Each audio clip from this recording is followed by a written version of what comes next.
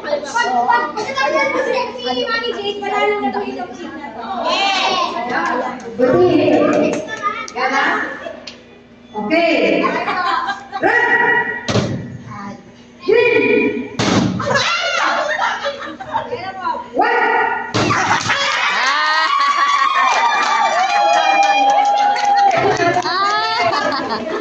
One kayo na. Sila, one.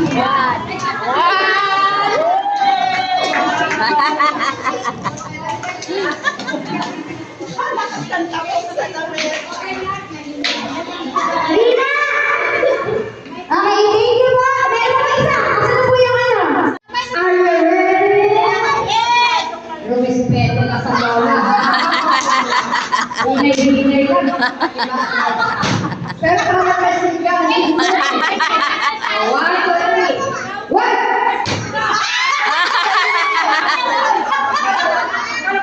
Okay, 1, 2, 3, green!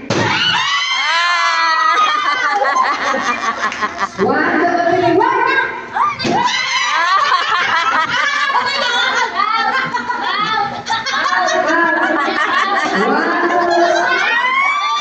Sa bawat church, kasi ano potential talaga ang babae. Minsan mas madiskarte pa sila. Aminin man ng mga lalaki. Minsan, mas madiskarte ang mga babae. Isipin nyo, di ba? Magbibigay lang sila ng sahod nila eh. Wala silang pakialam kung kasya pa yan o hindi. Bahala ka pag kasyahin mo yan, di ba? Ganon. Tapos pagdating pa nila, hindi alam kung ulam o sobrang binigay nila. Pagdating nila, gusto niya masarap na ulam. Ulam na binigay mo, masarap na ulam na gusto ko. Pag pinuto kita ng pinirito paroy. Sabi dito, God has placed unique gifts and talents within you. So go discover your passion and make a difference in this world. Lahat po tayo may talent eh. Si Mamsi, talent niya, mag-ranchillo, di ba? Ako, minsan mag-decorate, ganyan. Iba-iba tayo ng talent. Ang mga teachers, maraming talent.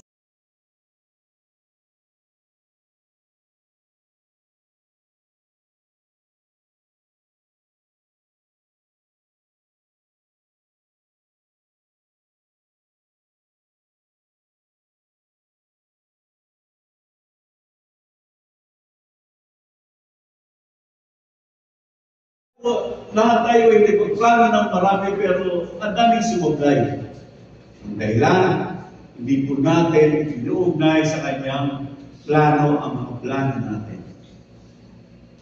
Tingnan mo yung katabi. Sumublay na yan. Tingnan mo.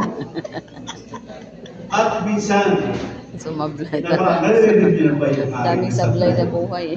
Kasi po, hindi nakaugnay sa plano ng Diyos. Na kahit ano man ang gawin mo sa buhay mo, kung hindi nakaugnay sa Panginoon ang plano mo, may kalalagyan ka. Amen?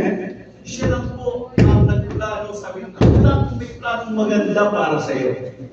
Siya lang, sabihin wala ng iba. Kung ganun po katindi, binigay sa ating plano ng Diyos, iugnay mo rin ang plano mo. Pwede ka naman magplano, pero intayin mo yung pagpapasya ng Diyos. Amen po? Sabi nga, nasa tao ng pagpaplano, ang pagpapatupad ay sa Diyos.